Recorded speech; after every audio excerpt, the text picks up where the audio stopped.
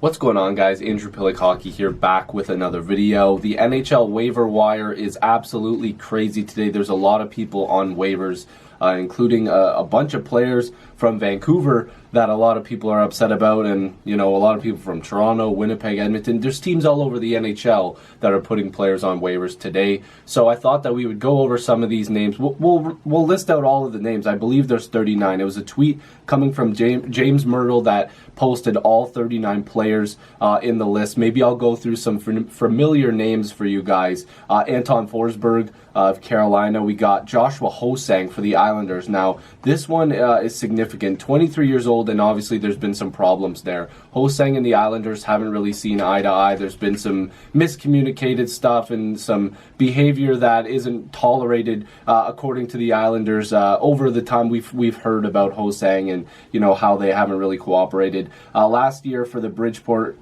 Sound Tigers, in 56 games played, he had 43 points. A lot of people would say that he still has a chance to play somewhere else, and I would believe a team would be likely to take a shot on him. So Thomas Hickey as well as Tanner Fritz were from the Islanders as well. A lot of people were talking about keeping Hickey as well. I think that would have been a decent move for them to hold on to him. There's other players in that system that they probably could have moved on from, and Hickey's been there for several years. So I was a little bit surprised there. Curtis Lazar didn't make it through Buffalo. Some people figured that he would get a shot there. Nikolai Gogol, the first name I wanted to mention for the Vancouver Canucks. That one came as a surprise, but Sven Barchi, and a guy that I think a lot of people should take a look at. His contract isn't too bad. He's got another year after this one at $3.66 million.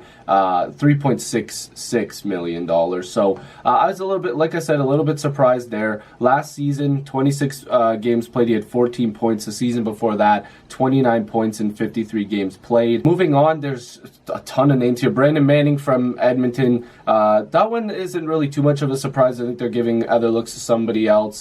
Sam Gagner, another guy that's been bounced around a little bit over the years, but looks like he'll be heading back to the NHL. For Toronto, Kevin Gravel, Garrett Wilson, Nicholas Patan, a surprising one for sure. A lot of people figured he might have a chance to make the Leafs, but you know what? He might get claimed. Let's be honest here. There's a really good chance. He's a speedy forward that can put up a decent amount of points. Nothing too crazy, but he's a pretty solid depth player. Casey DeSmith, goaltender. A lot of people were surprised were on this list. Now, him and Eric Comrie, I would say a lot of people were a little bit stunned that they would end up on waivers. And they're two good goaltenders. I guess Pittsburgh ended up going with Jarry instead of DeSmith. That's up to them. That's their decision. A lot of people were figuring that they might have to trade one of the two, but it looks like a team will have a chance to claim them on waivers. And there's a lot of teams that need some decent goaltending. We've seen in the preseason that there's been some goalies that have gone into camp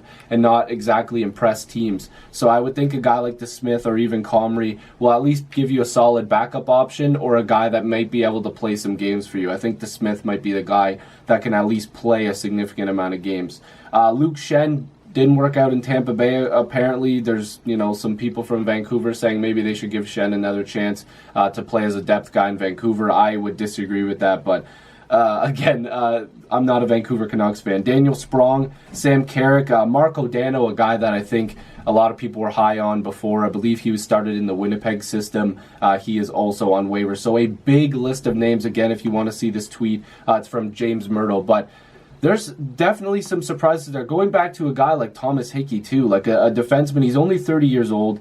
40 games played last season. He had 4 points in the 18-19 season. Season before that, he had 20 points in 69 games played. But as a defenseman, I think Hickey's been well-liked by a lot of fans, a lot of Islanders fans. And again, Joshua Ho-Sang, Sven Barchi, Goldobin, Gaudette really forced Vancouver's hand. So there's a bunch of names on there today. There's a lot of teams out there that need to fill roster spots, or maybe are going to give some other guys a look, maybe build up their stock again, like maybe Ho-Sang goes somewhere else and he can play a bigger role. Same thing with Barchi and Goldobin. Again, these aren't like superstars or star players on waivers, but you never know what kind of depth that you can uncover when you dip into the waivers and then say, okay, listen, let's let's claim a couple guys here. Let's see if we can add to our roster here. We can, rebuild if we have to flip them at the deadline. There's all those possibilities. So I wouldn't be surprised to see some of these guys get claimed. Let me know down below. Who surprises you the most? Who do you think could get claimed? And again, if you're new to this channel, make sure to subscribe. I'd love to have more hockey conversations with you. Join the squad. Let's get to 7,000 subscribers, and I'll see you in the next video or stream. Peace.